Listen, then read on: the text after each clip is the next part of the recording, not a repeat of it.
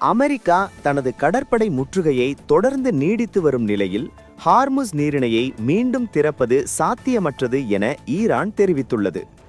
இந்த கருத்தை முகமது பாகிர் காலிபாஃப் வெளியிட்டுள்ளார். தனது எக்ஸ் சமூக வலைதள பதிவில் அவர் குறிப்பிட்டதாவது, அமெரிக்கா ஒருபுறம் போர் நிறுத்தம் குறித்து பேசிக் கொண்டிருக்கும் நிலையில் மறுபுறம் கடற்படை முற்றுகை மூலம் உலக பொருளாதாரத்தை பாதிக்கின்றது என குற்றம் சாட்டியுள்ளார். இத்தகைய செயல்பாடுகள் நீடிக்கும் வரை முழுமையான போர் நிறுத்தம் அர்த்தமற்றதாகவே இருக்கும் என்றும் அவர் தெரிவித்துள்ளார். மேலும் அமெரிக்கா போர் நிறுத்த ஒப்பந்தங்களை வெளிப்படையாக மீறி வரும் சூழலில் ஹார்முஸ் நீரிணையை திறப்பது குறித்து பேசுவதற்கு இடமில்லை எனவும் அவர் வலியுறுத்தியுள்ளார். அத்துடன் பிராந்தியத்தில் நடைபெற்று வரும் போர் நடவடிக்கைகள், குறிப்பாக இஸ்ரேலின் தாக்குதல்கள் நிறுத்தப்பட வேண்டும் என்றும் அவர் குறிப்பிட்டுள்ளார்.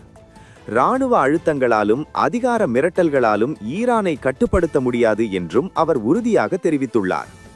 ஈரானின் தேசிய உரிமைகளை சர்வதேச சமூகம் அங்கீகரிப்பதே தற்போதைய பதற்றத்தை தணிக்கக்கூடிய ஒரே தீர்வாகும் என்றும் அவர் சுட்டிக்காட்டியுள்ளார்.